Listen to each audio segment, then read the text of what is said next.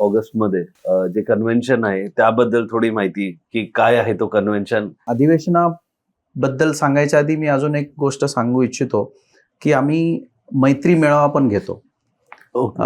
So मैत्री मेळावा काय आहे, तर हे कन्व्हेन्शनचंच एक रूप आहे, पण ते छोटं रूप आहे. आणि ते युजली आम्ही करतो रिजनल एका सिटीमध्ये करतो, की जिथे आजूबाजूचे मंडळ जे कनेक्टेड आहेत तेवढाच तो तेवढ्या एरियामधले तेवढ्या रिजनमधले लोक येऊन साजरा करतात. आणि ते वर्षातून आम्ही 2 ठिकाणी करतो. आणि त्याचं स्वरूप असं असतं की आम्ही ते प्रत्येक 60-65 मंडळांना ऑपॉर्च्युनिटी देतो.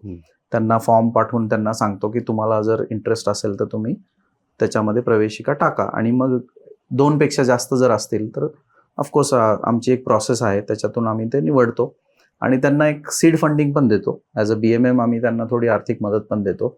आणि आमच्या कमिटी थ्रू त्यांना आम्ही सपोर्ट पण करतो, की मॅनेजिंग कसं करायचं. पण होतं काय म्हणजे आता फॉर एक्झाम्पल मैत्री मेळावाचं सांगितलं तर एक स्थानिक मंडळ प्रोग्राम्स ऑर्गनाईज करतं, आपले लोकल प्रोग्राम्स ऑर्गनाईज करतं.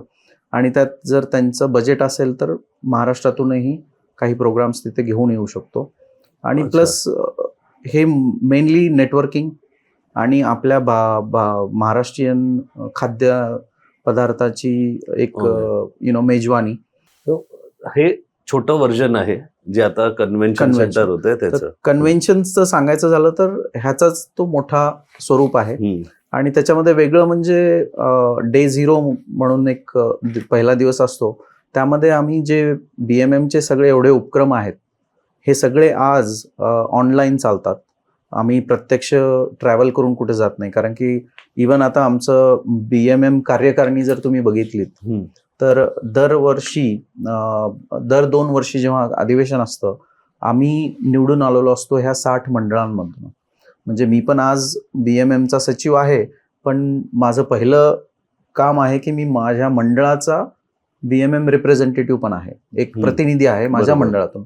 असे जवळजवळ 65 प्रतिनिधी असतात वेगवेगळ्या शहराचे, की जे आम्हाला निवडून देतात. आमच्या प्रतिनिधीमधूनच एक जनरल बॉडी फॉर्म होते आणि त्याच्यातूनच 8 लोक निवडून ह्या कमिटीवरती जातात.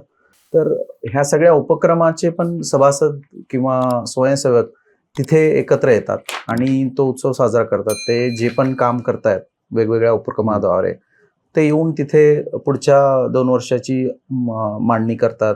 आणि जे काही गोष्टी केलेल्या आहेत त्याचा एक वेगळा उत्सव तिथे साजरा होतो, की काय काय केलंय आणि पुढे काय करणार.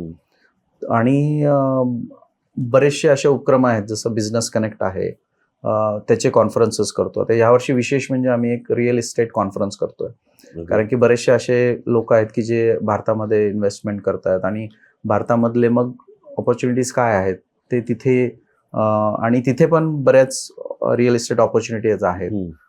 तर त्या कशा एक्सप्लोअर करणार किंवा आपण त्याच्यामध्ये कसं समाविष्ट होणार ह्याची एक कॉन्फरन्स सुद्धा आम्ही घेतोय.